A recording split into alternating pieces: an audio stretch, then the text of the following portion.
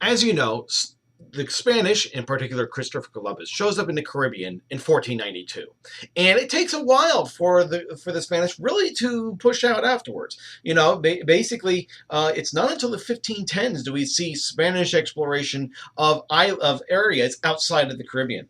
For example, 1513, you have two expeditions. One by Ponce de Leon. He basically goes into Florida, allegedly looking for the Fountain of Youth.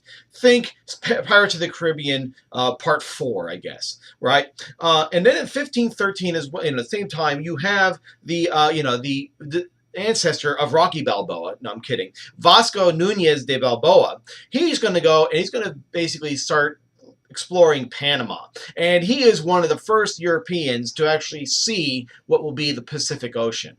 Now, there's going to be Europeans before this that do this, and particularly Ferdinand Magellan and his crew, and they call it the Pacific Ocean because it's a peaceful ocean. But nevertheless, Vasco Nunez de Balboa is going to go and he's going to explore Panama and come out on the other side onto the Pacific Ocean. The big one on the block, for the most part, is going to be in 1519 with Hernan Cortez. Cortez is going to be the one that conquers the Aztec Empire in what we would call today Mexico, right? And so in 1519, Hernan Cortez actually lands in the area what we would call Veracruz. In fact, he's the founder of the city, and then makes a beeline straight to the Aztec capital, and that located in what we would call today Mexico City. So Cortez is the one that is able to defeat the Aztec Empire. We're going to talk about how the Spanish conquered the New World in another slide. But nevertheless, Cortez shows up and tells the Aztecs that he and his men are basically suffering from a disease that only can be cured with gold, right? And so they start getting a whole bunch of gold tribute because they arrive right at the right time for the return of an Aztec god.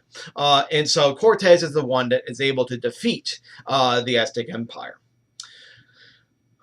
About 9 years later, you have another explorer showing up. Of course, this is not some Pizarro showed is in 1532, so he's a little bit after Cabeza de Vaca. In 1528 to 1536, you have Alvar Nunez Cabeza de Vaca. Yes, for you Spanish speakers, I said it. You didn't hear incorrectly. Yes, the head of a cow, Cabeza de Vaca.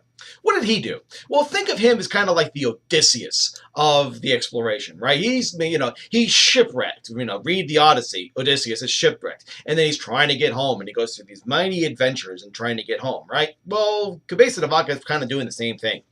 He and a merry band of followers are going to be sailing along the Gulf of Mexico, and they're going to be shipwrecked, particularly near Galveston Island, right? And Cabeza de Vaca is actually going to be captured, mainly because of the fact that much of his crew, with the exception of one slave, and he's actually the person that introduces slavery into what we would call Texas today, he gets captured by the local Indians.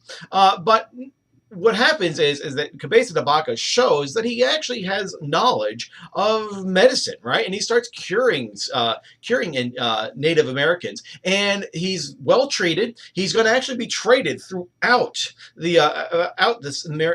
particularly Texas, right? And he's going to be just bouncing all over the place, and because of his knowledge. And so he's one of those rare Spaniards that are actually going to have sympathy for the Native Americans. He's going to stumble upon Mexico City in 1536, and he's going to tell the Spanish authorities there to not mistreat the Indians. These aren't a bunch of barbarians. Rather, you should treat them with dignity.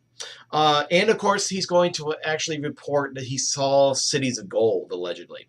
And we're going to see that if you're talking about cities of gold, that's going to get a Spaniard's mouth watering, and they're going to start exploring. It's going to take them a while, though. Around the same time in 1532, you have a man named Francisco Pizarro. And Francisco Pizarro is going to be the one who conquers Peru, right? He's going to be basically going into what's called the Inca Empire.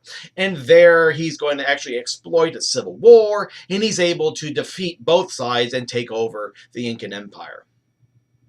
One of the last explorers is going to be from 1540 to 1542 with Francisco Vasquez de Coronado. What does he do? Well, he's basically going to explore the American Southwest and Midwest, right? He's going to take those reports that Cabeza de Vaca is saying about the whole idea of cities of gold. He's going to go try and find them.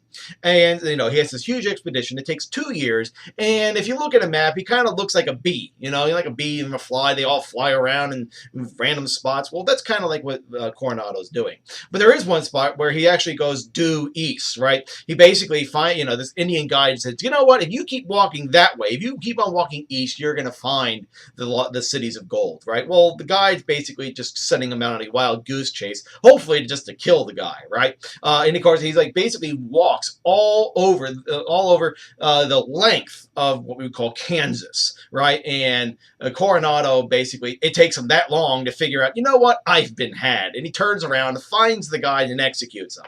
So that's kind of like what's going on when it comes to the Spanish exploration of the New World, particularly when it comes to Mexico, the American Southwest, and northern South American continents.